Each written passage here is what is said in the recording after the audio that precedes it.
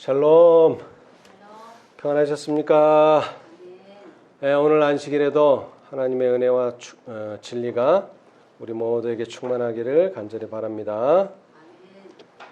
우리가 성경을 읽다 보면요, 많은 말씀들을 읽게 되는데 그 말씀 중에 한 부분이 약속이라 하는 것입니다. 약속. 약속. 자, 우리 성경을 크게 나누면 우리가 뭐라고 부릅니까? 성경. 구약과 신약이죠. 거기서 말하는 약은 뭡니까? 바로 약속이죠. 약속. 그래서 이 성경은 구약, 옛 약속과 신약, 새 약속으로 이루어져 있습니다. 특별히 구약은 예수님이 오실 것에 대해서 약속하셨어요. 그 다음에 신약은 예수님이 오셨는데 하늘로 돌아가셨다가 다시 오신다는 것입니다. 다시 말하면 구약은 초림에 대한 약속, 그 다음에 신약은 재림에 대한 약속. 물론 이것은 제가 이해하기 쉽도록 설명드린 것이고, 여기서 말하는 옛 약속과 새 약속은 그런 의미는 아닙니다. 자, 그렇듯이 이 성경은 약속들로 가득 차 있습니다. 그래서 성경학자들이 보니까 1년 365일 동안 매일 한 가지 약속을 가지고 말씀을 읽고 명상하고 기도해도 충분할 만큼의 약속이 바로 이 성경책 속에 들어있다는 거죠. 자, 그런데 우리가 성경을 읽어보면 약속이 그렇게 많이 나오지 않아요. 그래서 왜 그런가 봤더니 감추인 보화처럼 약속이라는 단어로 돼 있지 않다는 거예요.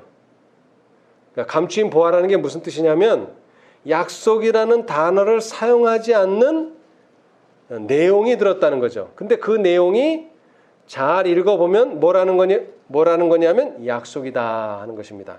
자, 예를 들어서 우리가 마태복음 5장을 보겠습니다.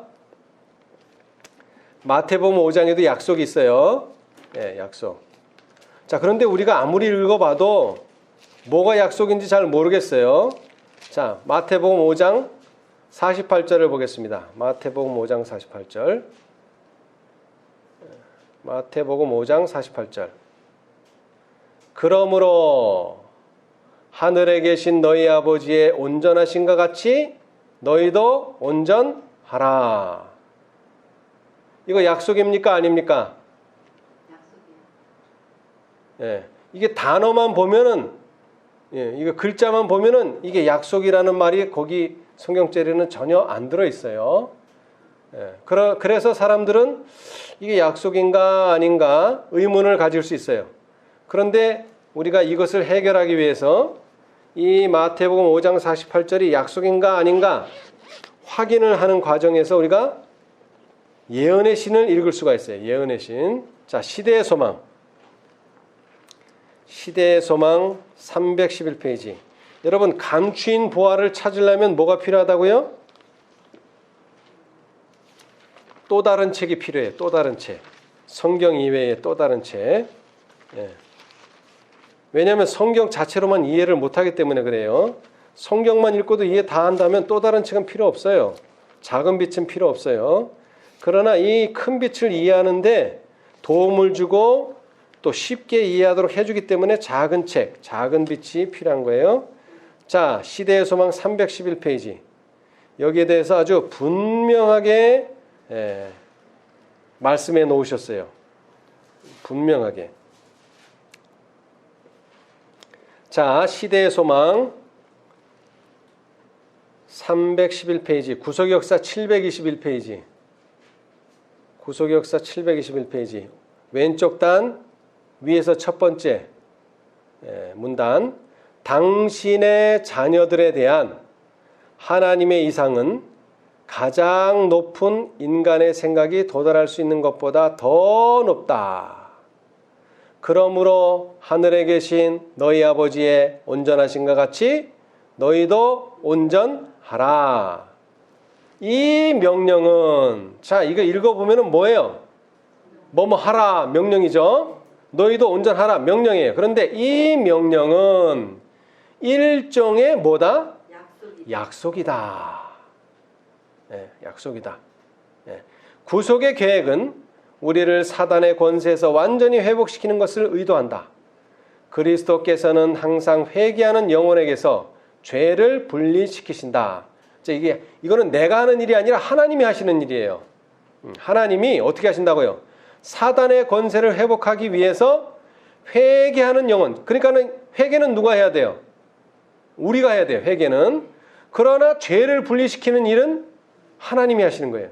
그 다음에 그분께서는 마귀의 역사를 멸하기 위하여 오셨으며 모든 회개하는 영혼에게 뭐를 주시며 성령을 주시는 거. 이것도 하나님이 하시는, 예수님이 하시는 일이에요.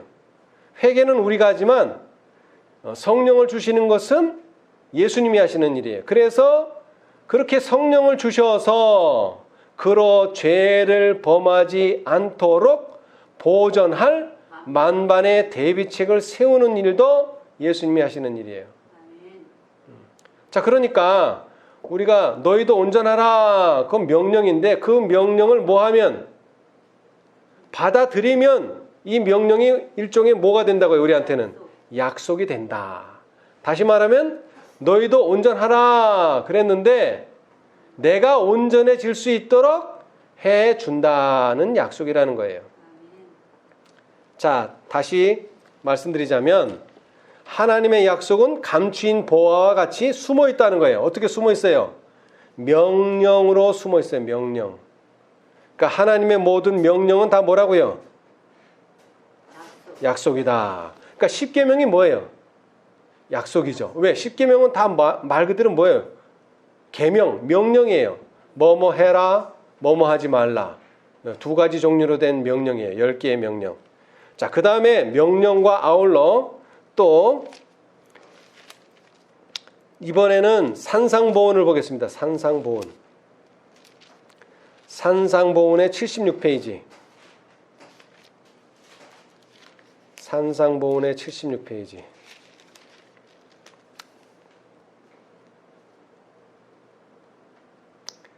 자, 여기에 영생의 조건이 주어져 있어요.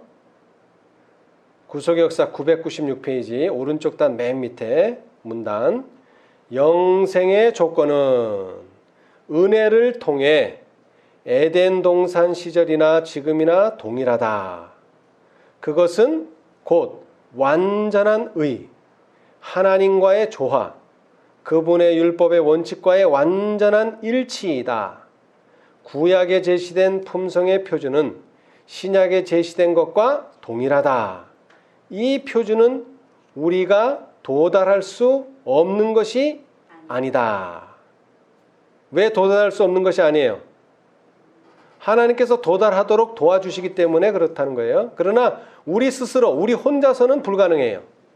도달할 수 없어요. 그러나 이 표준은 하나님께서 도와주시면 가능해요. 이제 거기에 대한 설명이 하나님께서 하시는 모든 명령이나 권고에는 이를 뒷받침하는 약속, 곧 매우 적극적인 약속이 있다. 하나님께서는 우리가 당신과 같이 될 수 있는 모든 준비를 갖추어 놓으셨으며 또 사악한 의지를 개입시키지 않고 당신의 은혜를 헛되게 하지 않는 모든 자들을 위하여 이 일을 이루실 것이다. 그렇기 때문에 명령, 그 다음에 하나 추가해서 권고도 뭐다? 약속이다. 자, 권고를 왜 넣어야 되느냐면 라오디게아 기별은 뭡니까? 권고에. 거기 명령이 없어요. 권고. 물론 명령이 있기는 있지만 내가 문을 열면 권고가 들었어요. 그 문을 열면 어떻게 하시겠다는 거예요? 이렇게 하고 저렇게 해서 나는 너로 더불어 먹고 너는 나로 더불어 먹으리라 라는 약속을 주신 거죠. 권고도 약속이요. 그 다음에는요. 명령도 약속이다 하는 것입니다. 자, 그래서 명령도 약속이라 그랬으니까 우리 하나의 명령을 또 보겠는데요. 이것은 오늘날 우리의 교회 이름과도 관련이 있습니다. 자, 요한복음 14장. 요한복음 14장 1절서부터 제가 읽어보겠습니다. 너희는 마음에 근심하지 말라. 이건 뭡니까? 명령이죠. 자, 명령은 뭐라 그랬죠 또? 약속이다. 예. 하나님을 믿으니 또 나를 믿으라. 이것도 뭐예요? 명령이에요. 믿으라. 믿으라. 예, 믿으라. 자, 그런데 이 믿으라가 그냥 믿으라가 아니에요. 하나님을 믿으니 또 나를 믿으라. 두 번 믿으라예요. 자, 누구를 믿으니? 하나님을 믿으니 또 나를 믿으라. 이게 아주 중요해요.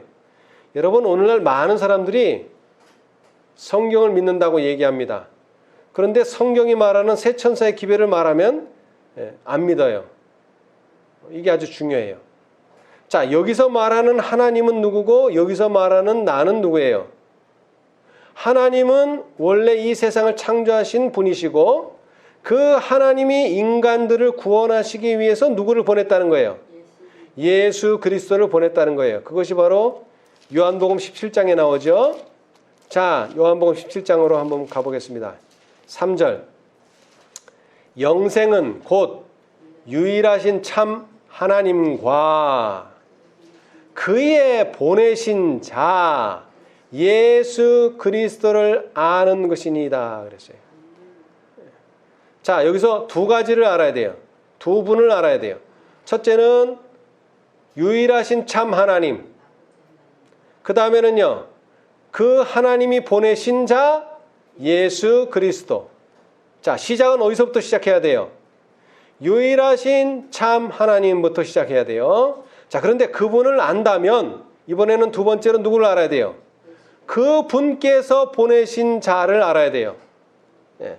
예수님 당신은 예수님을 보내셨지만 오늘날은 누구를 보내셨어요? 새 천사를 보내셨다 이 말이에요. 새 천사. 우리는 그 새 천사의 기별에 귀를 기울여야 된다는 거죠.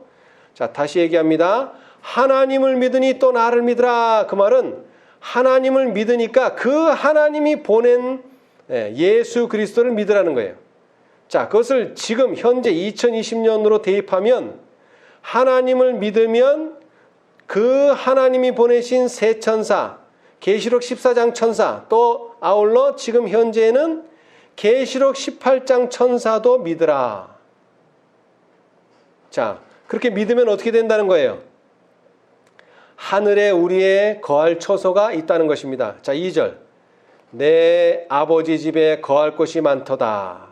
그렇지 않으면 너희에게 일렀으리라. 내가 너희를 위하여 처소를 예비하러 가노니 가서 너희를 위하여 처소를 예비하면 내가 다시 와서 너희를 내게로 영접하여 나 있는 곳에 너희도 있게 하리라. 자, 이 말은 다시 와서, 그래서 우리는 재림이라 이렇게 말합니다. 우리 교회 이름이 뭡니까? 제7일 안식일, 그 다음에는요 예수 재림교회예요. 그런데 보통 세상에서는 우리를 뭐라고 불러요? 안식교다 이렇게 불러요. 안식일 지키는 사람들. 그런데 사실은 우리는 한 가지 이름으로 불려져서는 안 됩니다. 두 가지 이름. 뭐가 빠져서는 안 돼요? 예수 재림이 빠져서는 안 됩니다. 자, 그런데 한번 여러분 교회 이름을 한번 가만히 생각해 보세요. 장로교, 침례교, 그 다음에는요 감리교, 성결교, 많은 이름이 있는데 다 뭐를 가졌어요? 한 가지의 특징만 소개해요. 두 가지가 없어요. 그런데 유일하게 제7일, 안식일, 예수 재림교회는 두 가지를 말하고 있어요. 교회 이름이. 하나는 뭐예요? 제7일, 안식일. 또 하나는 예수 재림이에요. 근데 여태까지는 우리 교회가 안식교로만 불렸는데 지금부터는 뭐라고 불려야 돼 이제? 예수 재림교. 짧게 안 되면 재림교회로 불려져야 돼요. 재림은 매우 중요합니다. 자, 초림이 성경에 많이 나와요. 그런데 초림의 2배가 재림을 말하고 있어요, 성경이. 특별히 신약 성경에요. 한 7,000절 가량 있는데 27권 마태복음부터 요한계시록까지 이 7,000절 중에서 재림이 얼마나 많이 나오냐면은 25절에 한 번꼴로 나온대요. 재림에 대한 약속이. 그런데 우리는 여태까지 뭐만 말해왔어요? 안식일, 안식일, 안식일. 그런데 제가 지난번에도 말씀드렸다시피 안식일은 성경에 그렇게 많이 안 나와요. 구약에 많이 안 나와요. 한 80절 정도밖에 안 나와요. 그런데 이 재림은 많이 나와요. 지금 제가 읽은 것도 재림에 대한 약속이에요. 그런데 이 재림에 대한 약속이 언제 나왔나 봅시다. 자, 지금 제가 요한복음 14장을 말씀드렸는데 요한복음 13장에는 어떤 사건이 나오죠? 그 앞장. 요한복음 13장. 뭐가 나와요? 예수님께서 제자들과 마지막으로 만찬을 드시면서 떡을 떼시면서 뭐라고 말씀하셨어요? 이것은 내 살이다. 그 다음에 또 포도즙을 주시면서 이것은 내 피다. 뭐를 상징하는 거예요? 여러분, 이 세상에서는요, 비건이라는 사람들 있어요. 비건이 뭔지 아세요? 육식을 하지 않는 사람. 근데 비건의 원리는 뭐예요? 나는 살생을 하지 않겠다는 의미예요. 스님들이 왜 고기를 안 먹어요? 아, 고기는 콜레스테롤이 많아서 이거 아니야. 뭐 그런 게 아니에요, 이 사람들은. 왜요? 살생을 하지 않겠다는. 왜? 고기를 먹으려면 어떻게 해야 되죠? 죽어야 돼요. 그 생명체가 죽어야지만 우리가 고기를 얻을 수 있어요. 그러나 식물은요, 죽이지 않고도 열매를 따먹을 수 있고요, 죽이지 않고도 잎사귀를 따먹을 수 있어요. 물론 뿌리를 먹으려면 그걸 죽여야 되지만은 뿌리 안 먹고도 살생 안 하고도 식물은 얼마든지 섭취할 수 있지만 육식을 하려면 살생을 해야 돼. 그런데 스님들은 살생을 하기 싫어서 채식을 해요. 마찬가지로 예수님이 포도즙을 주면서 이것은 내 피요, 떡을 주면서 이것은 내 살이라는 말은 내가 죽는다 이 말입니다. 다른 뜻이 아니라 내가 죽는다는 것을 미리 뭐 한 겁니까? 미리 예언한 겁니다. 그러고 나서 하신 약속이 뭐라고요? 14장에 내가 다시 와서 너희를 나 있는 곳에 있게 하겠다. 자, 그리고 15장으로 가면 뭐가 나옵니까? 이제 15장으로 가면 이제 겟세마네가 나옵니다. 이제 겟세마네. 그리고 더 가면은 또 뭐가 나와요? 십자가가 나옵니다. 여러분, 오늘날 우리가 예수님의 재림을 분명하게 깨닫고 준비해야 되는 이유는 이 재림에 대한 준비가 끝나게 될 때 뭐가 온다고요? 폭풍우가 다가온다는 것입니다. 폭풍우. 자, 우리 보겠습니다. 자, 그래서 우리는 재림에 대해서 확실히 알아야 돼요. 자, 시대의 소망. 시대의 소망. 시대의 소망. 시대의 소망. 제가 페이지를 안 적어놨네. 자, 시대의 소망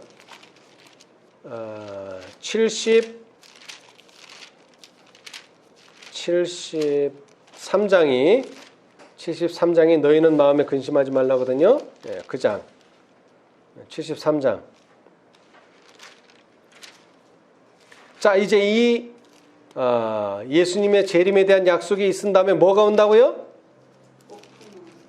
아니, 여기 사건적으로 보면 겟세마네가 오고 예수님의 십자가가 오죠.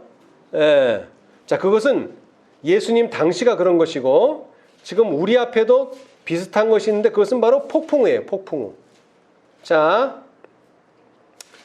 664페이지. 시대 소망으로는 664페이지고요. 그 다음에 구속의 역사는 885페이지. 자, 거기 오른쪽 단 밑에서 두 번째 문단.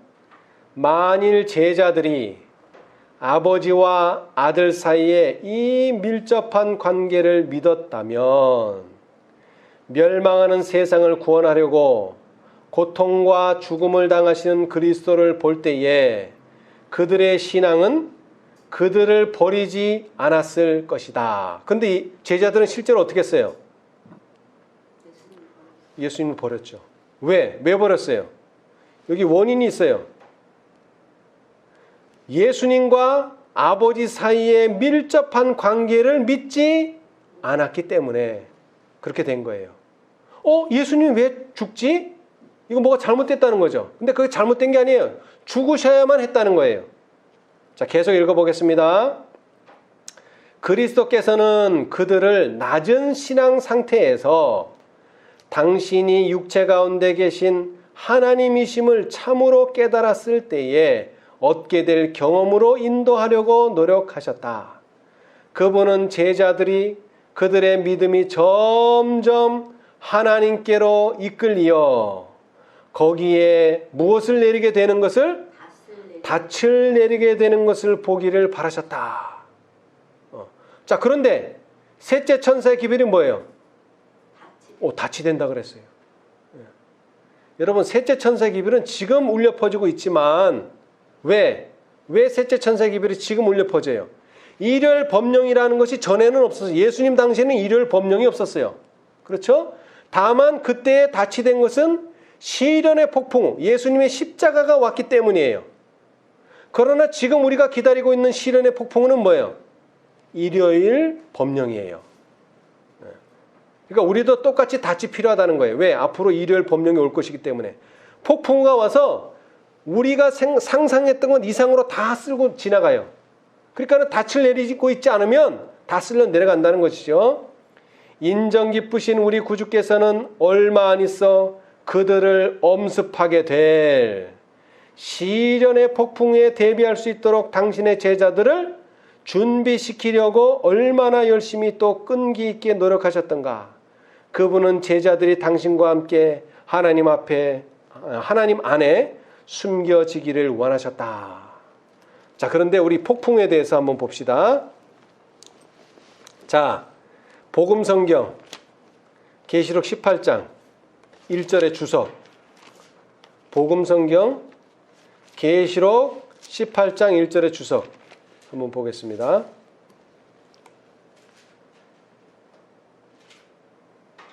거기 주석 중에 소제목이 그리스도의 의에 관한 계시라는 소제목이 있어요. 시련의 시기가 여기 또 뭐라고 나왔죠? 시련, 폭풍우 똑같은 말이에요. 시련의 시기가 우리에게 뭐하였는데? 임박하였다 그랬어요. 임박하였다. 왜 임박했는가 봅시다. 이는 죄를 사유하시는 구세주이신 그리스도의 의에 대한 계시를 보여주심으로 셋째 천사의 큰 외침이 이미 시작되었기 때문이다. 이것은 온 땅을 영광으로 환하게 할 천사의 빛의 시작이다. 우리가 맨날 읽는 말씀이죠. 그런데 여기서 중요한 게 뭐라고요? 뭐가 임박했다고요? 시련의 시기가 임박했다. 다시 말하면 잠시 후면 뭐가 온다는 거예요? 시련이 온다는 거예요. 그러면 뭐를 하고 있어야 돼요? 닻을 내리고 있어야 되죠. 어디다 닻을 내리고 있어야 돼요? 현대진리인데 특별히 어떤 말씀? 재림에 대한 기별에다가 확고한 닻을 내리고 있어야만 한다는 것입니다. 재림 기별에. 그런데 그 재림 기별은 그냥 재림 기별로 오는 것이 아니라 그리스도의 의에 대한 계시의 형태로 주어진다는 것입니다. 그래서 시련이 우리에게 임박했을 때에 그 시련을 이길 수 있도록 하나님께서는 새 천사의 기별을 우리에게 주신 것입니다. 그것의 가장 기본인 첫째 천사의 기별이 뭐라고요? 재림입니다. 재림 기별. 그렇죠? 예. 자, 우리 히브리서를 보겠어요. 히브리서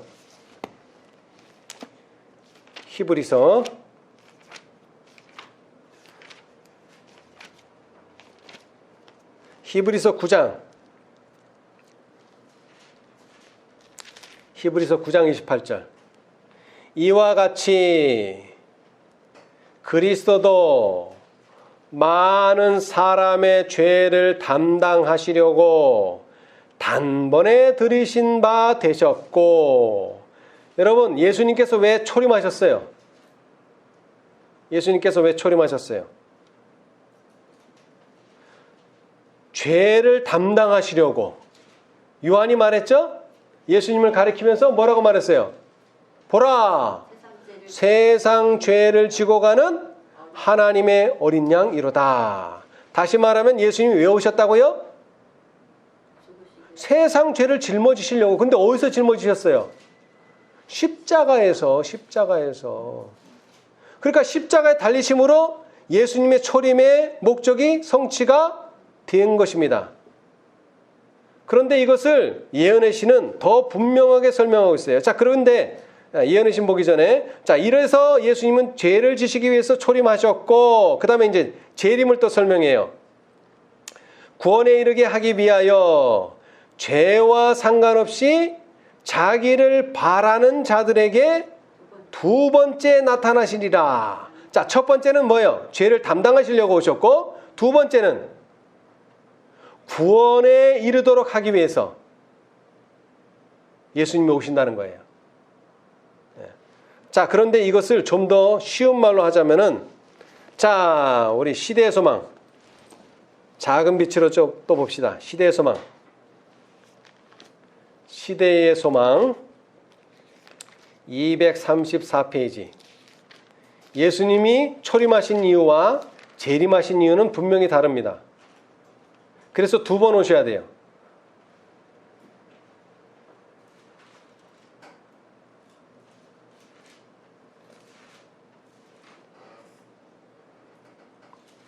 자, 234페이지 찾으셨나요?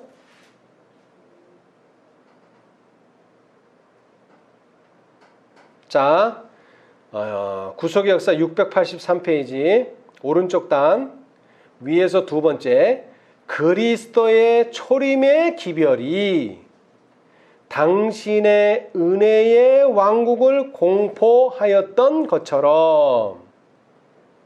자, 그러니까 뭘 발표하셨다는 거예요? 초림 기별은 은혜의 왕국. 자, 천국이 가까웠다. 이거 어떤 천국을 말합니까? 은혜의 왕국에 가까웠다 하는 것이에요. 은혜의 왕국. 자, 은혜의 왕국이라는 게 뭡니까? 죄인도 하나님의 은혜를 받을 수 있고, 누구도요? 악인도 은혜를 받을 수 있고, 의인에게도 햇빛을 주시지만 악인에게도 햇빛을 주시고, 의인에게도 비를 주시지만 누구에게도? 악인에게도 비를 주신다. 이것이 은혜의 왕국이에요. 차별이 없어요. 그러나 그 은혜를 헛되이 받는 자들은 어떻게 된다고요? 결국에는 구원은 얻지 못한다. 은혜는 받지만 구원을 얻지 못하는 결과가 이르게 됩니다. 그러나 영광의 왕국은요, 그분의 재림의 기별은 영광의 왕국을 공포한다. 자, 영광의 왕국은 뭡니까? 이렇게 은혜를 받고 자라나도록 기회를 줬는데 자라나지 않은 사람들에게는 심판이 따르게 된다는 것을 말해주는 것이 영광의 왕국입니다.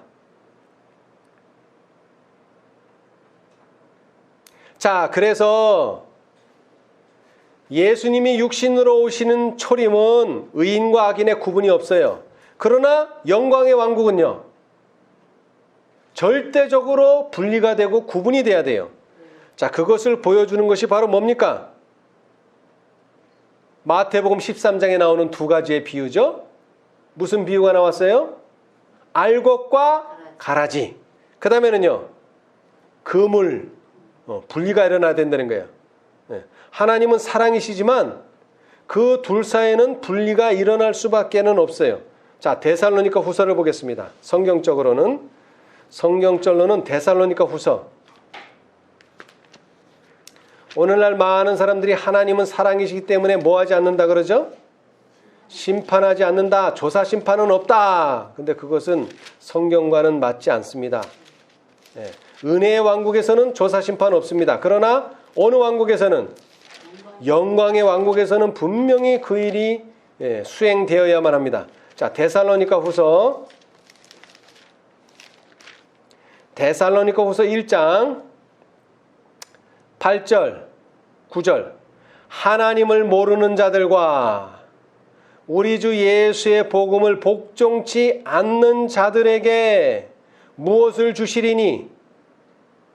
형벌을 주시리니 이런 자들이 주의 얼굴과 그의 힘의 영광을 떠나 영원한 멸망의 형벌을 받으리로다. 언제? 10절. 그날에. 언제? 그날에. 예, 재림의 날에 강림하사 두 번째로 오셔서 그의 성도들에게 영광을 얻으시고 모든 믿는 자에게는 께서 기이 여김을 얻으시지만 믿지 않는 자들, 그 다음에는요, 하나님을 모르는 자들은 형벌을 받을 수밖에 없는 조사 심판의 때가 분명히 온다는 것입니다. 자, 그런데 1844년 당시에는 뭐가 외쳐졌어요? 재림은 재림인데 예수님이 몇 년, 몇 월, 며칠 날 오신다. 날짜가 정해졌어요. 근데 성경은 뭐라고 얘기합니까? 그날과 그 시는 아무도 모른다. 누구도 모른다. 나도 모르고 천사도 모르고 누구만 안다? 아버지만 아신다. 그랬는데 윌리엄 밀러는 어떻게 전했어요? 1844년 10월 22일 날 오신다. 날짜를 전했어요. 그래서 많은 사람들이 이것은 성경적이지 않다 이렇게 말했습니다. 맞습니다. 성경적이지 않습니다. 그러나 왜 그 기별이 받아들여졌으며 왜 그 별을 믿는 사람들이 생겨났을까요? 이것이 아주 중요합니다. 자, 날짜가 잘못된 것이 아닙니다. 그 다음에 예수님의 재림이 잘못된 것이 아닙니다. 그런데 뭐가 잘못됐어요? 이 날에 예수님이 오신다는 것이 잘못된 것이죠. 자, 다시 말하면 1844년 10월 22일 그 날짜는 잘못된 것이 아닙니다. 근데 그 날짜에 벌어질 사건은 재림이 아니라 예수님께서 성소에서 지성소로 들어가시는 날짜지 예수님이 오시는 날짜는 아니었습니다. 그러나 왜 그것이 받아들여졌느냐 하는 것이 중요합니다. 왜? 그때 당시의 성경 지식의 수준으로는 그것이 맞는 이야기였다는 것입니다. 왜? 성소는 뭔데? 이 세상인데 이 세상을 정결케 하신 다음에는 누가 오신다?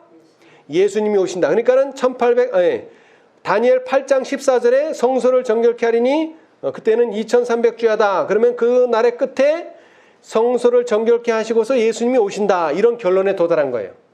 근데 뭐가 틀렸어요? 성소가 이 세상이 아니라는 거예요. 근데 그것도 100% 완전히 틀린 게 아니에요. 왜? 성소는 세 부분으로 이루어졌는데 성소의 뜰은 뭐라고요? 이 세상이 맞습니다. 왜? 예수님이 어디서 돌아가셨어요? 이 세상에서 돌아가셨어요. 저 하늘에서 돌아가신 게 아니에요. 그러면 십자가는 어디에 있어야 되죠? 이 세상에 있어야 돼요. 근데 뜰이 어디에 있어요? 이 세상에 있다는 거죠. 그래서 그러나 성소와 지성소는 이 세상에 없어요. 그러니까 반은 맞고 반은 틀린 거죠. 그래서 그 기별이 지금 우리가 볼 땐 틀렸지만 그때 당시에는 맞는 기별이었다 이것입니다. 근데 오늘날 많은 사람들이 그것도 새 천사의 기별을 안다고 하는 재림을 기다리는 사람들이 뭘 정해요? 시간을 정해요. 몇 년, 몇 월, 며칠을 정해요. 이것은 너무나 어리석은 일입니다, 여러분. 왜? 성경 지식이 밝혀지지 않은 알지 못하던 때의 한 허물은 로마서에 뭐 하지 않는다 그랬어요? 허물치 않는다 그랬어요. 그러나 지금 우리가 셋째 천사의 기별은 뭐보다 강하다? 시기보다 훨씬 더 강하다 그랬어요. 그 말은 뭐예요? 예수님이 오신다는 것이 날짜 몇 년, 몇 월, 며칠보다 더 중요해요. 왜 더 중요하죠? 자, 우리가 신앙이 좋아서 또 오는 예언을 잘 알아서 예수님이 몇 년, 몇 월, 며칠 날 오신다는 걸 알았다고 칩시다. 자, 그러면은 몇 년, 몇 월, 며칠 하루 전까지는 뭐 해도 된다는 계산이 나와요. 자기 마음대로 살아도 된다는 계산이 나오는 거예요. 왜? 날짜를 정했기 때문에. 네. 그렇죠? 그러나 1844년의 날짜는 그런 날짜가 아니에요. 날짜가 가까우니까 더 열심히 하고 더 헌신하자는 의미에서 날짜가 정해진 거예요. 근데 지금 날짜를 정하는 건 뭐예요? 아, 날짜가 이제 그러니까 요즘 청첩장을요 언제 보냅니까? 1년 전에 보내면 아무도 안 옵니다. 1년 전에 보내면 아무도. 왜? 다 잊어버리고 있어. 언제 보내야 돼요? 적어도 한 달이나 2주, 3주, 며칠 전에 가까운 날짜에 줘야지만 사람들이 와요. 왜? 다 잊어버린다는 거예요. 다 잊어버려. 여러분 1년 주면 더 열심히 준비할까요? 천만의 말씀. 그건 인간의 생각이죠. 그리고 요즘 사람의 세태를 보니까 그렇더라고요. 날짜를 2년, 3년 후로 주면은 2년, 3년 동안은 놀아요. 그리고 내가 일주일 전에 가서 열심히 해야지. 아니, 한 달 전에 열심히 해야지. 이런 생각들을 하고 있다는 것입니다. 그렇기 때문에 하나님께서는 날짜를 정하지 않도록 하셨어요. 왜? 하루라도 빨리 예수님을 만나야 된다는 것이 예수님의 목적입니다. 그리고 매 순간 예수님이 오실 것을 뭐하고 있어야 돼요? 준비하고 있어야 된다는 것입니다. 여러분, 신앙이라고 하는 것은 무엇이냐면은 알아야 할 것은 알고 몰라야 할 것은 모르는 것이 신앙입니다. 근데 오늘날 이 재림교회는 이상한 신앙이 생겼어요. 뭐든지 알아야 된다는 거예요. 뭐든지. 그러면 이제 뭐가 생기는 거예요? 교만이라고 하는 것이 싹트게 되는 것입니다. 다시 말합니다. 신앙이라고 하는 것은 알아야 할 것은 알아야 되지만 하나님께서 덮어놓으시고 감겨두시고 알려주시지 않은 것은 몰라야 되는 것이 정상입니다. 그런데 하나님께서 알지 말도록 하신 것을 알려고 하고 알았다고 하는 사람들은 큰 교만에 빠져 있는 것입니다. 여러분, 하나님께서는 주님이 오시는 날과 시간을 알려주시지 않았습니다. 그러나 직전에는 알려주십니다. 직전에. 자, 그러나 여기서 우리가 중요하게 생각해야 될 것이 하나 있습니다. 자, 그러면 1844년 전에는 날짜를 말했으니까 사람들이 그 날짜에 혹해가지고 신앙을 잘못하던 사람도 그 날짜 때문에 신앙을 잘하는 척 하던 사람들이 있었죠. 근데 실망을 당하고 다 그런 사람들은 다 나가버렸어요. 자, 그런데 오늘 우리는 날짜도 정할 수가 없어요. 그런데 어떻게 재림을 강력하게 전할 수 있느냐? 있습니까? 없습니까? 없죠. 그래서 하나님께서는 징조를 주셨어요. 징조. 요게 이제 중요합니다. 몇 년, 몇 월, 며칠은 알 수 없지만 징조를 줬어요. 다시 말하면, 자, 누가복음 봅시다. 이런 걸 주셨다는 거예요. 이런 거. 자, 마태복음. 자, 몇 년, 몇 월, 며칠은 모르지만 시기는 알 수 있어요. 시기. 그 시즌, 계절은 알 수 있어요. 자, 마태복음 24장. 이것도 모르는 건 아닙니다. 자, 제가 말했죠. 알아야 될 것은 뭐하고요? 알고. 몰라도 될 것은 몰라야 됩니다. 자, 그런데 이 시즌은 알아야 돼요. 시즌도 모르면 안 돼요. 자, 24장 32절. 무화과 나무의 비유를 배우라. 그 가지가 연하여지고 잎사귀를 내면 여름이 가까운 줄을 아나니. 자, 이건 뭡니까? 천연계가 보여주는 실물 교훈이죠. 자, 나무에서 뭐가 나요? 가지가 연하여지고 잎사귀가 나면은 시즌이 뭐가 된 거예요? 이제 시즌이 여름이 된 거예요. 여름. 이제 봄을 지나서 여름이 된 거예요. 그렇죠? 이와 같이 너희도 이 모든 일을 보거든 인자가 가까이 곧 문 앞에 이른 줄을 알라. 근데 여기서 또 잘못된 해석이 있어요. 자, 그래서 저는 이 해석에 대해서 많은 책들을 읽어봤는데 이 무화과 나무는 누구를 상징합니까? 이스라엘을 상징하거든요.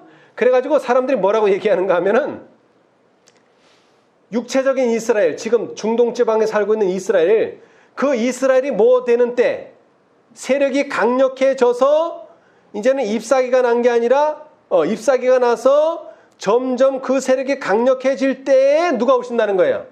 예수님이 오신다는 거예요. 근데 천만의 말씀이에요. 자, 여러분, 이것은 32절은 그냥 천연계의 일반적인 이야기를 한 것이고 실제적인 이와 같이는 뭘 얘기하느냐면 그 앞에 있는 이야기들입니다. 그 앞에 뭐가 나오지요? 29절. 그날 환난 후에 즉시 해가 어두워지며 달이 빛을 내지 아니하며 별들이 하늘에서 떨어지며 하늘의 권능들이 흔들리리라. 리리라. 자, 그런데 자, 해가 어두워지고 달이 핏빛이 되고 그다음 별들이 하늘에서 떨어지고 이거 이루어졌어, 안 이루어졌어요? 이게 재림의 징조입니다. 자, 그런데 아직 하나가 이루어지지 않았어요. 하늘의 권능들이 흔들리리라. 이거 이루어졌어요, 안 이루어졌어요? 이거는 이루어지지 않았어요. 하늘의 권능들이 흔들리면 어떻게 됩니까? 초기문집의 말씀을 빌리자면 하늘이 종이축처럼 말린다 그랬어요. 그 말린다는 표현을 성경은 권능들이, 하늘의 권능들이 흔들리리라. 이거는 안 이루어졌어요. 이게 되면은 뭐가 이루어지는 거예요? 그때에 30절 그때에 뭐가 나타납니까? 드디어 인자의 징조가 하늘에서 보이겠고. 이 징조가 뭡니까? 아니요. 구름이 나타납니다. 구름. 자, 우리 봅시다. 초기문집. 자, 초기문집. 자, 초기문집 15페이지. 참 하나님께서 이 초기문집이라고 하는 보배를 참 우리에게 주셔서 우리는 미래를 내다볼 수 있어요. 미래를. 네. 자, 우리 초기문집 15페이지. 거기에 2002페이지 오른쪽. 2002페이지 오른쪽. 위에서 첫 번째. 이어서 우리의 눈은 동쪽으로 향하게 되었는데 이는 사람의 뭐만한? 손바닥만한 크기의 작고 검은 구름이 나타났기 때문이었다. 자, 그런데 이것이 뭐라 그랬어요? 이것은 우리 모두가 알고 있던 뭐라고요? 인자의 징조였다. 자, 그러면 이 징조가 점점 어떻게 됩니까? 구름이 점점 가까워지면서 이제 구름만 보는 게 아니고 뭐가 보여요? 구름을 타고 오시는 예수님과 천사들을 보게 되죠. 자, 봅시다. 우리 모두가 말없이 엄숙한 자세로 가까워지는 구름을 바라보고 있었는데 그 구름이 점점 환해지고 찬란하게 되더니 마침내 하나님의 큰 흰 구름덩이가 되었다. 그 땅바닥은 불처럼 보였으며 구름 위에는 무지개가 걸려 있었다. 그 주위에는 천만 천사들이 둘러서서 매우 아름다운 노래를 부르고 있었고 그 위에는 인자가 앉아 계셨다. 네. 자, 그런데 중요한 거는 뭐 된다 그랬죠? 반복. 자, 286페이지. 286페이지에 또다시 반복돼요. 286페이지. 286페이지 초기문집 2107페이지 왼쪽 단 중간쯤 보시면 곧 크고 하얀 구름이 나타났고 그 위에 인자가 앉아 있었다. 그 구름이 처음에는 아주 작게 보였다. 천사는 그것이 뭐라고? 인자의 징조라고 말해줬다. 여러분, 인자의 징조가 뭐예요? 작은 구름이에요. 작은 구름.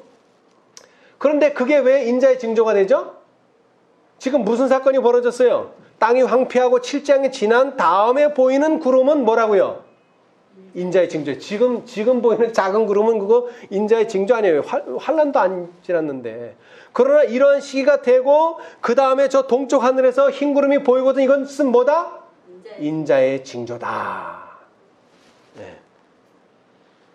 그러니까 뭘 보여주셨다는 거예요? 인자의 오시는 징조는 보여주셨고 그렇게 되는 뭐는? 시즌, 여름이 가까운 줄을 아나니 이와 같이 너희도 이 모든 일을 보거든 인자가 가까이 곧 문 앞에 이른 줄을 알라. 뭐라고 그랬다고요? 알라 그랬단 말이에요. 그러니까 알아야 돼요? 몰라야 돼요? 이거는? 알아야 되죠. 근데 이 알라는 말을 어디에다 적용하면 안 돼요? 년, 월, 일에다가 적용하면 안 돼요. 몇 년, 몇 월, 며칠에 예수가 온다? 그거는 몰라야 되는 이야기예요. 그러나 뭐는? 예수님이 오실 징조, 시즌은 알아야 돼요. 자, 근데 그 시즌을 가르쳐주는 또 하나의 징조가 있는데 그것이 바로 뭐예요? 추수꾼이에요. 추수꾼. 예수님이 왜 오시죠? 아까도 말했지만 추수하러 오세요. 악인과 의인을 분리해서 악인에게는 형벌을 주시고 의인에게는 뭐를? 상을 주시기 위해서 오신다 이 말이에요. 그러면 이미 뭐가 돼 있어야 돼요? 악인과 의인이 분리가 돼 있어야 돼요. 분리가 돼 있어야 돼요. 자, 그런데 그 분리를 누가 해요? 누가 이 사람은 곡식, 이 사람은 쭉정이, 이 사람은 가라지, 이 사람은 알곡, 누가 분류해요? 자, 마태복음 13장. 마태복음 13장.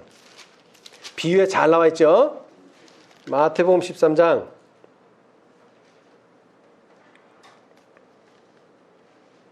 자, 누가 분리한다고요? 천사들이. 자, 13장 39절. 가라지를 심은 원수는 마귀요. 추수 때는 언제라고요? 세상 끝이요. 추수꾼은 천사들이니. 예. 자, 그 다음 40절. 그런즉 가라지를 거두어 불에 사르는 것 같이 언제? 세상 끝에도 그러하리라. 그 다음 49절. 세상 끝에도 이러하리라. 천사들이 와서 의인 중에서 악인을 갈라내어. 예. 누가 한다 그랬어요? 천사들.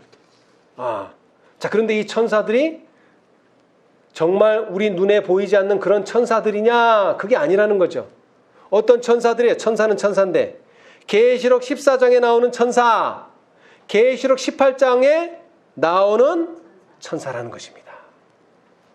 그리고 계시록 7장에는 뭐가 나와요? 인을 가진 천사가 나와요. 인을 친다는 말은 뭐예요? 추수를 한다는 말입니다. 그것은 셋째 천사요. 그것은 계시록 14장의 천사입니다. 이 천사들이 올 때마다 뭐를 하는 거예요? 추수를 돕는 거예요. 결론적으로 셋째 천사부터 추수가 시작되는 거예요. 그래서 뭐가 가까웠다는 것을?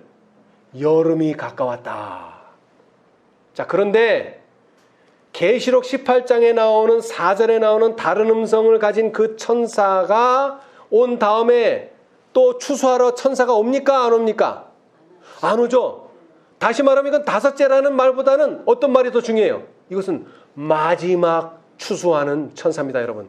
마지막이라는 단어를 써야 돼요. 다섯째라는 말보다는 마지막이라는 단어를 써야 돼요. 왜? 이 천사의 사업이 끝나면 뭐가 온다고요, 이제? 예수님이 오신다는 것입니다, 여러분.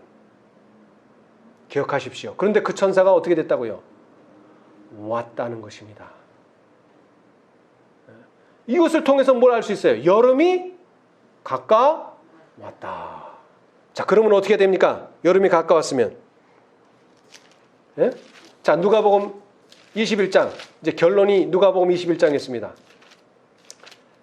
자, 누가복음 21장. 자, 이제 여름이 가까웠어요. 예수님의 두 번째 오심이 가까웠어요.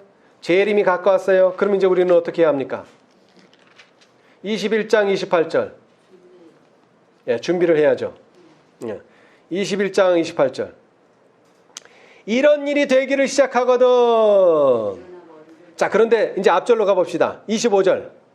일, 월, 성, 신. 자, 일은 뭐예요? 해, 월, 달, 성.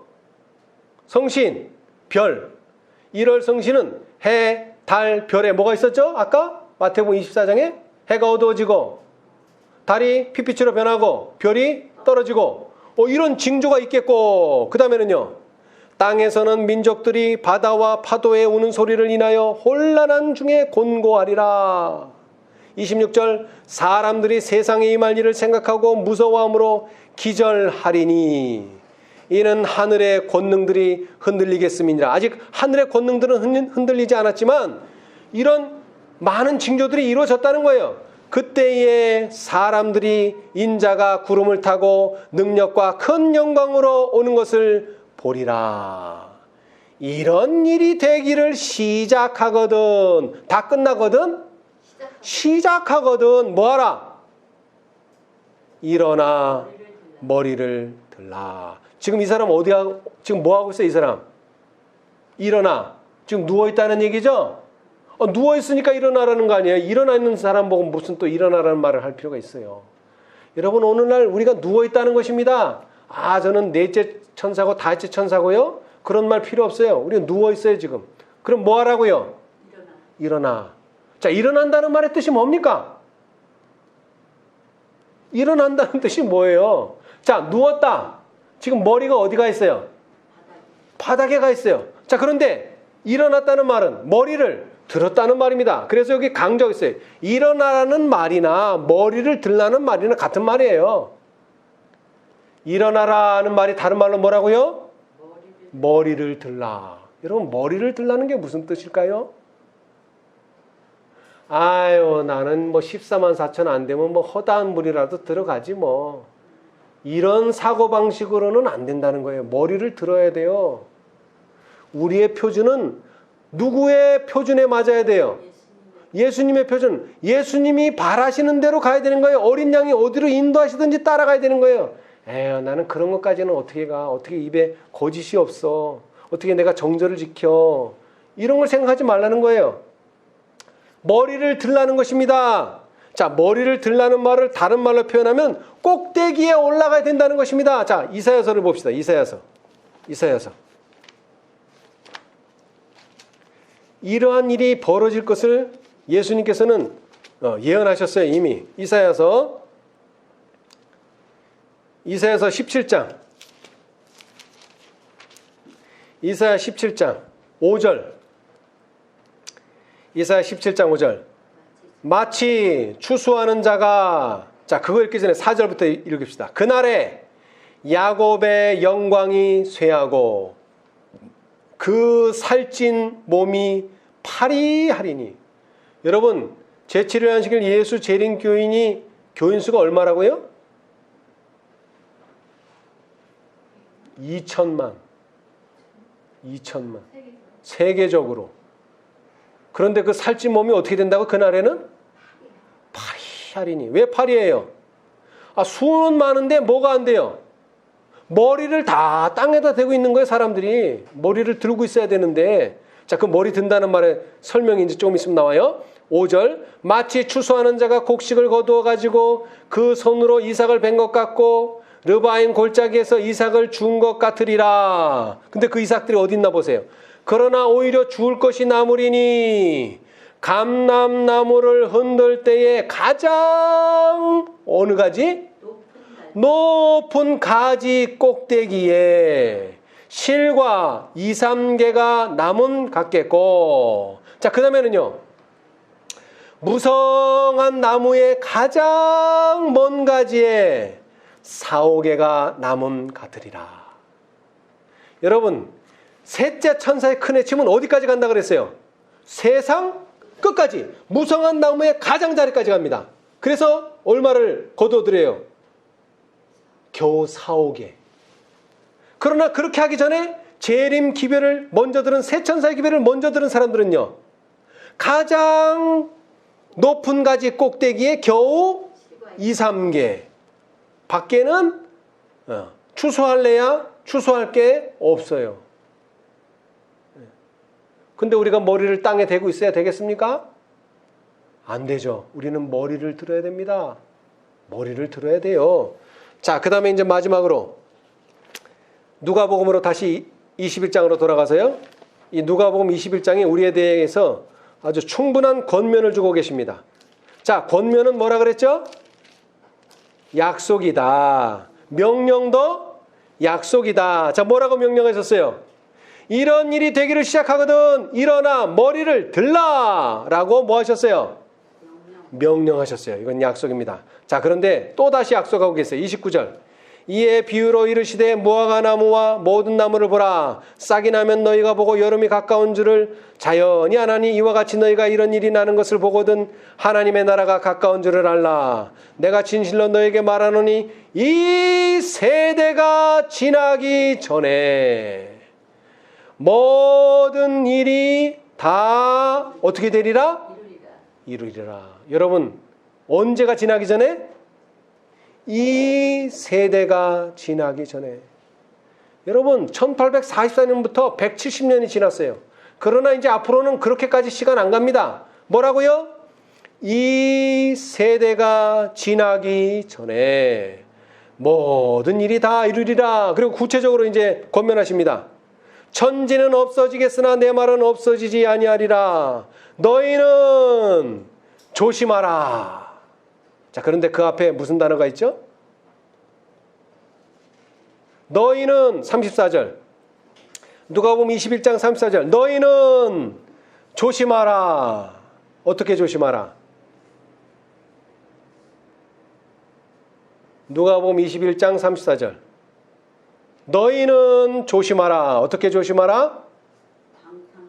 스스로 조심하라. 여러분, 목사님이 따라다니면서 그렇게 하면 안 돼요. 이거 해야 돼요. 이렇게 쫓아다닌다고요? 아니요. 너희는 뭐로? 스스로. 여러분, 우리는 이제 더 이상 어린아이가 아닙니다. 젖먹이 애가 아니에요. 스스로 해야 돼요. 스스로. 뭐를 보고? 말씀을 보고 예언을 연구하고. 자, 그 다음에는요. 그렇지 않으면 방탕함과 술 취함과 생활의 염려로 마음이 둔하여지고 뜻밖의 그날이 덕과 같이 너에게 임하리라. 자, 그런데 여러분 이걸 잘 이해하셔야 돼요. 자, 31절. 이와 같이 너희가 이런 일이 나는 것을 보거든 하나님의 나라가 가까운 줄을 알라 그랬어요. 자, 이 사람 압니까? 모릅니까? 징조를 봤으니까. 알아요? 몰라? 이 사람 지금 알죠? 아는데 뭐하지 않으면, 시즌은 아는데 뭐하지 않으면, 스스로 조심하지 않으면 나중에는 어떻게 된다? 시즌은 알았는데 뭐를 못 맞춰요? 그 날은 못 맞춰요. 이 사람들이. 참 재미있는 표현이죠. 시즌은 아는데, 절기는 아는데, 계절은 아는데, 그것이 피는, 그것이 열매 맺는, 또는 예수님이 오시는 날은 뭐가 같이? 덫과 같이 임합니다. 여러분, 이게 아주 치명적입니다. 여러분, 시즌도 알고 계절도 아는데 그날이 그러면 알게 되느냐? 그렇지 않다는 거예요. 시즌도 알고 계절도 아는데 그날이 덫과 같이 온다는 거예요. 도적과 같이 온다는 거예요. 뭐 하지 않으면? 스스로 조심하지 않으면. 자, 근데 세 가지를 말씀하셨어요. 자, 첫 번째가 뭡니까? 방탕함입니다. 방탕함. 자, 여기서 말하는 방탕함은 어떤 방탕함입니까? 무절제한 생활. 여러분, 예수님 오시기 전에 중요한 단어가 있는데 그것은 절제입니다. 절제. 절제라는 말은 뭡니까? 요즘 여러분 매스컴이 좋다 보니까 나쁘다는 거에는 절제를 하는 것 참 좋은데 좋다는 것도 절제를 못하는 사람들이 있어요. 여러분 아무리 좋은 거라도 과하게 하면 어떻게 됩니까? 좋지 않습니다. 여러분. 특히 비타민이 그래요. 여러분 비타민 C 좋고 뭐 E 좋고 D 좋다 그래서 막 먹어 제끼면 어떻게 됩니까? 아무 소용없습니다. 몸에서요 딱 필요한 만큼만 섭취하고 뭐 100을 먹든 200을 먹든 다 뭐합니까? 다 배설됩니다. 저장되지 않습니다. 절대로. 근데 사람들은 생각해요. 야, 내가 100, 200 먹었으니까 한 몇 달은 견디겠다. 천만의 말씀. 저장되지 않습니다, 여러분. 그러니까 매일매일 뭐 해야 돼요? 매일매일 먹어야 돼요. 마찬가지로 절제라는 것은 매일매일 해야 되는 겁니다. 뭐 성경 공부 한 달치 다 했다고 그냥 그 다음 달은 노는 거 그런 거 아닙니다. 매일매일 해야 됩니다. 절제. 이게 키워드고. 자, 그 다음에 두 번째는 뭐예요? 술 취함. 여러분 우리 재림교인들 중에 개신교인들 중에 술 먹는 사람 있습니까? 없습니다. 없어요. 자, 그런데 여기서는 술 취하지 말라. 이게 무슨 뜻입니까? 여러분 바벨론 계시록 14장의 바벨론, 계시록 18장의 바벨론의 특색이 뭡니까? 독주를 마신다는 것입니다. 독주. 그 사람들이 진짜 술 마시는 겁니까? 아닙니다. 뭐를 받아들였어요? 거짓 교리, 거짓 오류들을 받아들인다는 것입니다. 여러분 우리는 올바른 교리, 분명한 교리를 가지고 있어야 됩니다. 절대로 술 먹으면 안 됩니다. 여러분 술 취하면 안 돼요. 자, 그 다음 마지막으로는 뭐예요? 자, 나는 이제 절제도 하고 나는 거짓 교리도 안 받아들이고 올바른 교회 생활을 하고 있는데 뭐가 이제 우리 마음을 둔하게 만들어요? 돈, 재물이 결국은 우리의 마음을 둔하게 만듭니다. 여러분 우리가 배고프지 않고 우리가 노숙 생활 안 하고 우리가 입을 옷이 있다면 어떻게 해야 돼요? 편안한 마음을 가져야 돼요. 그런데 이거 1년 후의 일, 10년 후의 일, 이런 거 생각하면은 뭐가 돼버려 이게? 생활의 염려가 내 마음을 둔하게 만들어요. 다른 뜻이 아니에요. 둔하게 한다는 건 다른 뜻이 아니라 예수님 오시는 날을 까맣게 잊어버린다는 거예요. 까맣게 잊어버려요. 예수님 오신다는 날을 까맣게 잊어버려요. 그러면은 그게 마음이 둔해졌다는 것입니다. 절대로 우리의 마음은 둔해져서는 안 됩니다. 우리의 품성이 모자랄 수도 있고 우리가 부족할 수도 있고 우리가 실수할 수도 있지만 우리는 항상 염두에 둬야 돼요. 예수님이 곧 오신다.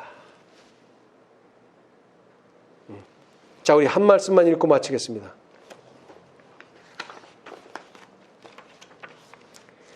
요한계시록 22장.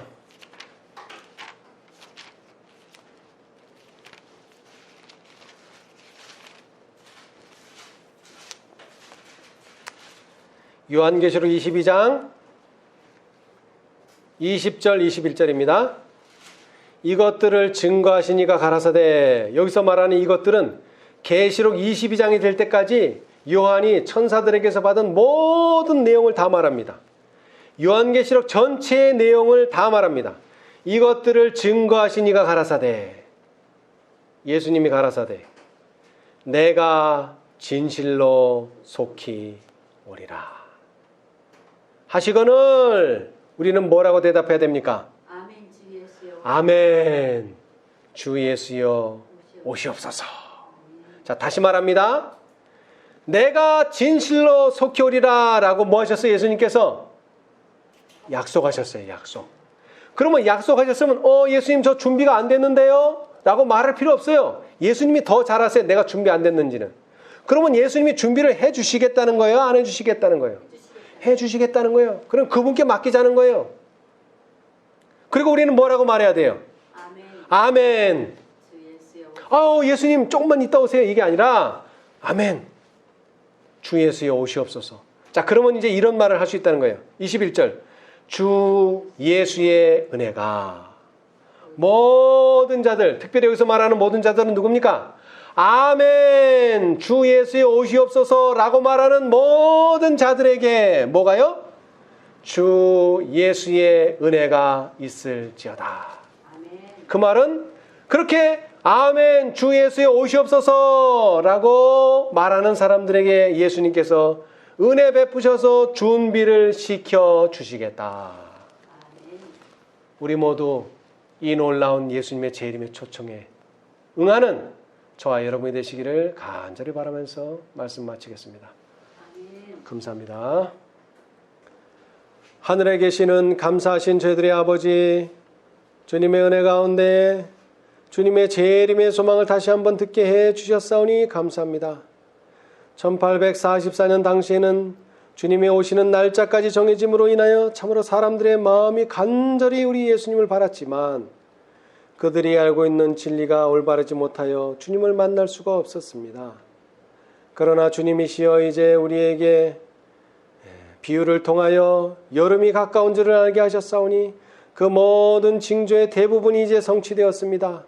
특별히 첫째 천사로부터 시작하여 다섯째 천사에 이르기까지 천사들의 추수활동이 이제 시작되었사오니 이제 이 모든 징조들을 통하여 주님의 오심이 가까웠음을 다시 한번 깨닫도록 도와주시옵소서. 너희가 이러한 징조들을 보거든 일어나 머리를 들라 명령하셨습니다. 주님 이제 누워있는 저희들 일어나 머리를 들 수 있도록 축복하여 주시옵소서.